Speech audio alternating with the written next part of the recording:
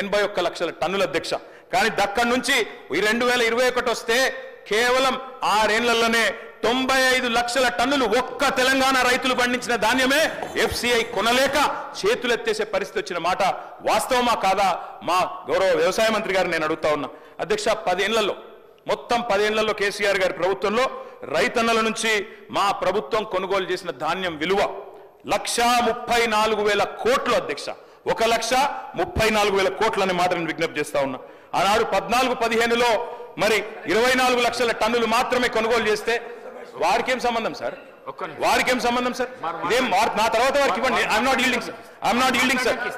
Yielding sir. అధ్యక్ష 2022-23లో I'm not yielding sir. నా తర్వాత వారే మాట్లాడతారు. I'm not yielding sir. 2022-23లో ఒక ధాన్యం మొత్తం కొనుగోలు 1,30,00,000 టన్నులకు పెరిగింది అధ్యక్ష. కళ్ళం నిండా ధాన్యం వచ్చింది, కళ్ళ నిండా ధైర్యం వచ్చింది. ఎటు చూసినా తెలంగాణలో పచ్చని పొలాలు, పంట రాసులు కనబడతా ఉన్నాయి.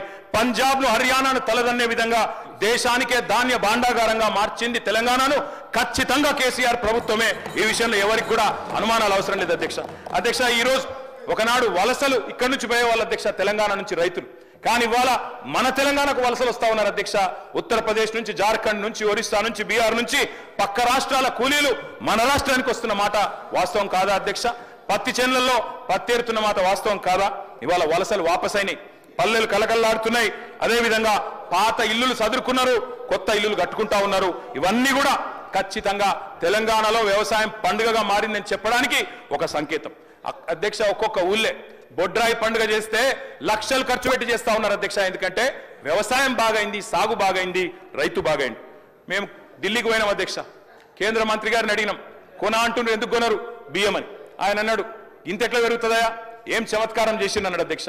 చమత్కారం కాదు అధ్యక్ష, బృహత్ కార్యం చేసినాం కాబట్టే బ్రహ్మాండంగా అల్టిమేట్ గా ధాన్యం కొనుగోలు పెరిగినాయి, రైతు ఆత్మహత్యలు తగ్గినాయి. ఆనాడు 2014లో 1347 ఆత్మహత్యలుంటే ఈ రోజు 215కు తగ్గినాయి అధ్యక్ష. ఇవన్నీ కూడా వాస్తవాలు అధ్యక్ష. రైతు పచ్చబడితే కొందరికి కళ్ళు ఎర్రబడతా ఉన్నాయి అధ్యక్ష. అన్నదాత బాగుపడితే కొంతమంది ఓర్వలేకపోయింది అధ్యక్ష. 100 ఎకరాల రైతులకు, పెద్ద రైతులకు లాభం చేస్తున్నారని చెప్పి రైతు బంధు మీద దుష్ప్రచారం చేసినారు. తెలంగాణ బడుగు బలహీన వర్గాల రాష్ట్రం. 100కి 95% మంది బక్క రైతులే, చిన్న సన్నకారు రైతులే. వారికి ఇవాళ ప్రభుత్వం ఇచ్చిన లెక్కల ప్రకారం, మా దగ్గర ఉన్న లెక్కల ప్రకారం కూడా అధ్యక్ష, ఇవాళ తెలంగాణలో ఒక్కసారి వాస్తవ లెక్కలు మీరు వినాలి అధ్యక్ష, సభ్యులు కూడా వినాలి. 10 ఎకరాల పైన ఉన్న వాళ్ళు తెలంగాణలో రైతాంగం లెక్కలు తీస్తే 91.33% లబ్ధిదారులు 5 ఎకరాలు దానికంటే తక్కువనే ఉన్నారు అధ్యక్ష. 91.33% 5 ఎకరాల కంటే తక్కువ ఉన్నారు. 5 నుంచి 10 ఎకరాలు ఉన్న వాళ్ళు 7.28% ఉన్నారు. 10 ఎకరాల మీద ఉన్న వాళ్ళు ఎంతమంది అధ్యక్ష అంటే మొత్తం చూస్తే 1.39% ఓన్లీ, 1.39%. 25 ఎకరాల మీద ఉన్న వాళ్ళు ఎంతమంది అధ్యక్ష? 25 ఎకరాలు ఉన్న వాళ్ళు ఎంతమంది? 0.09%. అంటే 72,000 కోట్ల రైతు బంధులో మనం పెద్దవాళ్ళకి ఇచ్చిండ్రు అని ప్రచారం చేసిన అధ్యక్ష. 1.39% మాత్రమే 10 ఎకరాల పైన ఉన్న వాళ్ళకి పోయింది అధ్యక్ష. 80% లబ్ధిదారులు ఎస్సీ, ఎస్టీ, బీసీ, మైనారిటీస్ అధ్యక్ష. అందులో బీసీలు 54%, ఎస్సీలు 13%, ఎస్టీలు 13%, 70% రైతు బంధు పైసలు ఇవాళ ఎస్సీ, ఎస్టీ, బీసీ రైతుల ఖాతాల్లో పడ్డాయి. మేము ఇందాక అడిగిన అధ్యక్ష మంత్రి గారిని మళ్ళీ చెప్తా ఉన్నాం. ROFR పట్టాలు ఇచ్చినాం, 4.5 లక్షల ఎకరాలకు ఇచ్చినాం. పోడు భూముల్లో 1 ఎకరం 1 పంట మాత్రమే పండుతుంది. దయచేసి నేను మంత్రి గారిని కోరుతా ఉన్నా, తప్పు చేయకండి. కేవలం 1 పంట పండుతుంది కాబట్టి గిరిజన రైతులకు కోతలు పెడతాం, రేపటి రోజున ఖచ్చితంగా వారికి 2వ పంటకి ఇవ్వం, వారు 1 పంట పంటే పరిస్థితి ఉంటే మంచిది కాదు అన్నట్టుగా కటింగ్ పెడితే మంచిది కాదు అని వారికి నేను విజ్ఞప్తి చేస్తా ఉన్నా అధ్యక్ష. నేను సూచన చేస్తా ఉన్నా అధ్యక్ష, మట్టిని నమ్ముకున్న రైతుకు ఎంత చేసినా తక్కువనే, ఎంత ఇచ్చినా తక్కువనే. కానీ అన్నదాత విషయంలో కోతలు ఎగవేతలు పెడదాం అనుకుంటా ఉన్నారు. రైతుకు చేసే సహాయాన్ని దాన ధర్మంగా చూస్తే ప్రయత్నం చేస్తా ఉన్నారు.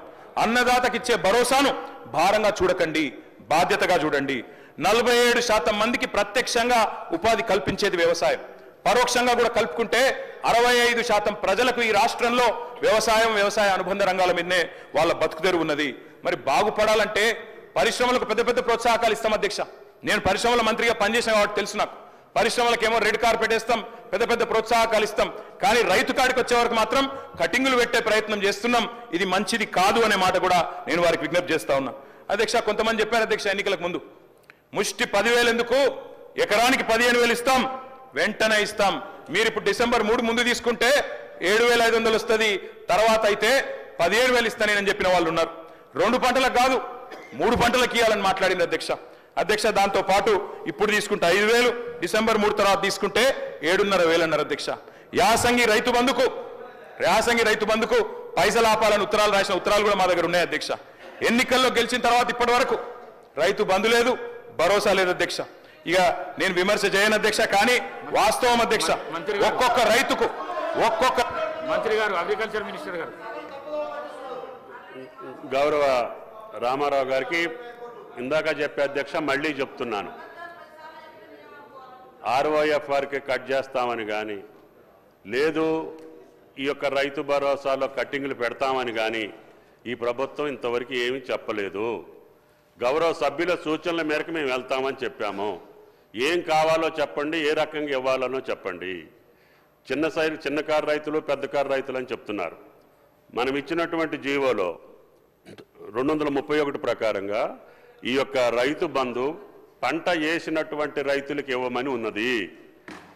అంతే తప్ప పంట వేయని రైతులకు ఇచ్చారు, దానివల్ల 20,000 కోట్లు పంట వేయనటువంటి రైతుల జేబుల్లోకి పోయినాయి అని చెప్పే మేము ముందు సమాచారం పెట్టాం తప్ప పంట వేసినటువంటి రైతుకు 1 ఎకరం కూడా తగ్గించలేదు. అయినా సరే ఈ ప్రభుత్వం వచ్చిన తర్వాత గత మార్చి ఏప్రిల్ నెలలో మీరు ఇవ్వనటువంటి రైతు బంధు పథకాన్ని 7,625 కోట్లు ఒకే ఒక రాత్రి రిలీజ్ చేసినటువంటి ప్రభుత్వం కాంగ్రెస్ ప్రభుత్వం, అది రేవంత్ రెడ్డి గారి ప్రభుత్వం. కాబట్టి మీరు ఇవ్వనటువంటి పంటని మేము మార్చి ఏప్రిల్ ఇచ్చి మళ్ళీ కొత్త విధి విధానాల కోసం మీ ముందు గతంలో జరిగినటువంటి చరిత్రను మీ ముందు పెట్టాం తప్ప ఈ ప్రభుత్వం ఇంతవరకు ఏ నిర్ణయం చేయలేదు. ఈ సభలో సభ్యుల యొక్క అభిప్రాయం తీసుకున్న తర్వాతనే మా నిర్ణయం ప్రకటిస్తాము కేబినెట్ ద్వారా. గౌరవ సభ్యులు దాన్ని గమనంలోకి తీసుకోవాలని చెప్పి విజ్ఞప్తి. అధ్యక్ష, కన్క్లూడ్ చేయండి కేటీఆర్ గారు. ఎక్కడ కంక్లూడ్ చేయాలి సార్? ఇప్పుడు దాకా వారు ఇంతసేపు డిస్టర్బ్ చేశారు. ఒక 20 నిమిషాలు ఇవ్వండి, కంక్లూడ్ చేస్తాను సార్. అధ్యక్ష, ఒక్కో రైతుకు మంత్రి గారు చెప్పారు అధ్యక్ష, మీరు ఆపెట్టిపోయినారు, మేము ఇచ్చినామన్నారు. వారు చెప్పింది అధ్యక్ష గుర్తు చేస్తా ఉన్న వారికి, ఎన్నికల కోడ్ వచ్చింది కాబట్టి ఆనాడు రైతు బంధు మా ప్రభుత్వంలో ఉన్నప్పటికీ 11 సీజన్లు ఇచ్చినాం అధ్యక్ష. 12వ సీజన్ ఇవ్వకపోతే ఎలక్షన్ కోడ్ వచ్చింది, ఆగింది. మరి మీరేమన్నారు అధ్యక్ష? డిసెంబర్ 3కు ముందు తీసుకుంటే 5,000, డిసెంబర్ 3 తర్వాత తీసుకుంటే 7,500. ఇప్పుడు మీరు చెక్కిన లెక్క ప్రకారం ఇచ్చినారా అధ్యక్ష? 7,500 ఇచ్చారా? మంత్రి గారు చెప్పాలా? ఇవ్వలేదు అధ్యక్ష. మార్పు అని ఉదరగొట్టారు అధ్యక్ష. మార్పు అంటే ఏందో అనుకున్నాం అధ్యక్ష. పేరు మార్చి రైతు బంధు పేరు మార్చి రైతు భరోసాను పెట్టి పైసలు మాత్రం గవే. 5,000 7,500 అయితే అనుకున్న రైతులు 7,500 మాత్రం కాలే. అందుకే నేను అంటా ఉన్నా అధ్యక్ష, ఈ ప్రభుత్వం ఒక్కొక్క రైతుకు బాకీ పడ్డది. ఒక్కొక్క రైతుకు మీరు పడ్డ బాకీ ఈ రోజు వరకు, పోయిన యాసంగికి మీరు రైతు భరోసా అన్నారు, పేరు మార్చారు, కానీ 2,500 రూపాయలు అదనంగా మీరు ఎకరానికి ఇవ్వలేదు. నిన్న వానాకాలం మొత్తం ఎగ్గొట్టిను, రైతు బంధు ఎగ్గొట్టిను. మీరు 7,500 ఇయ్యాల్సి ఉండే ఎకరానికి మీరు ఇయ్యలేదు, మొత్తం ఎగ్గొట్టినరు. ఇప్పుడు యాసంగి 7,500. ఒక ఎకరానికి ఈ రాష్ట్రంలో రైతుకు ఇవాళ మీరు బాకీ పడ్డారు. ఆ బాకీ 17,500 రూపాయలు. మీరు తిరిగి ఎప్పుడు విధి విధానాలు సబ్ కమిటీ ఎన్ని చేసినా ఈ 17,500 రూపాయలు ఖచ్చితంగా మీరు రైతుకు బాకీ పడ్డారు, ఇయ్యాలని చెప్పి మేము డిమాండ్ చేస్తా ఉన్నాం.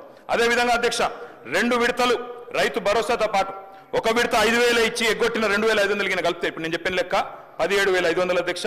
మొత్తం 70 లక్షల రైతుల లెక్క తీసుకుంటే మీరు రైతులకు పడ్డ బాకీ ఎంత అంటే 26,775 కోట్లు ఖచ్చితంగా కట్టియాలని చెప్పి బీఆర్ఎస్ పార్టీ తరఫున మేము మిమ్మల్ని రిక్వెస్ట్ చేస్తా ఉన్నాం అధ్యక్ష. మరొక వైపు రుణమాఫీ గురించి అధ్యక్ష చాలా చెప్పారు అధ్యక్ష. రైతులు కూడా చాలా పాపం ఎదురు చూస్తా ఉన్నారు. రైతులు ఇప్పటిదాకా మా సోదరుడు పెద్దపల్లి ఎమ్మెల్యే గారు కూడా మాట్లాడారు అధ్యక్ష, రుణమాఫీ అయిపోయింది, మొత్తం జరిగిపోయింది అధ్యక్ష. వాస్తవం ఏంది అధ్యక్ష? రుణమాఫీ వీరు ఎన్నికల సమయంలో ఏం చెప్పారు అధ్యక్ష? ఇప్పటిదాకా రుణాలు తెచ్చుకోవాలని ఉంటే కూడా అర్జెంటుగా ఓన్రి తెచ్చుకోమన్నారు అధ్యక్ష. తెచ్చుకోమంటే డిసెంబర్ 9 నాడు సంతకం పెడతాం, 2 లక్షల రుణాలు తెచ్చుకొని మేము మొదటి సంతకమే దాని మీద పెడతామని చెప్పి 2023 డిసెంబర్ 9 మొదటి సంతకం అన్నారు. ఏకకాలంలో రుణమాఫీ అన్నారు, ఒకటే పెన్ స్ట్రోక్ తో చేసేస్తా అన్నారు. కానీ అధ్యక్ష జరిగింది ఏంది అధ్యక్ష? ఈరోజు ఈ రాష్ట్రంలో SLBC వీరు ప్రభుత్వం రాగానే డిసెంబర్ 7 SLBC పెట్టారు, state level bankers committee meeting పెట్టారు.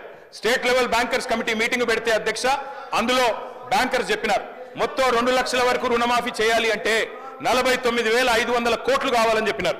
మరి ప్రభుత్వం ముఖ్యమంత్రి గారు చెప్పినారు, బయట ఎక్కడో మాట్లాడుతూ మైక్లో చెప్పారు, ఆ రికార్డు కూడా ఉంది, కావాలంటే ప్లే చేయమంటే చేస్తా అధ్యక్ష మీరు అనుమతిస్తే. ముఖ్యమంత్రి గారు చెప్పారు, ఏముంది ఆయనలా, మేము ఒక్క సంవత్సరం కడుపు కట్టుకుంటే 40,000 కట్టేస్తాం, ఏమున్నది అన్నారు. మరి సంవత్సరం అయిపోయింది, 40,000 కోట్లు పత్తా లేదు అధ్యక్ష. మరి కడుపు కట్టుకున్నారా, కట్టుకోలేదా, ఇంకేం చేసినారో మాకు తెలియదు అధ్యక్ష, వారు చెప్పాలి. అదేవిధంగా అధ్యక్ష 40,000 కోట్లు అన్నారు ముఖ్యమంత్రి గారు, ఎస్ఎల్బీసీ 49,500 అన్నది, ముఖ్యమంత్రి గారు 40,000 అన్నారు.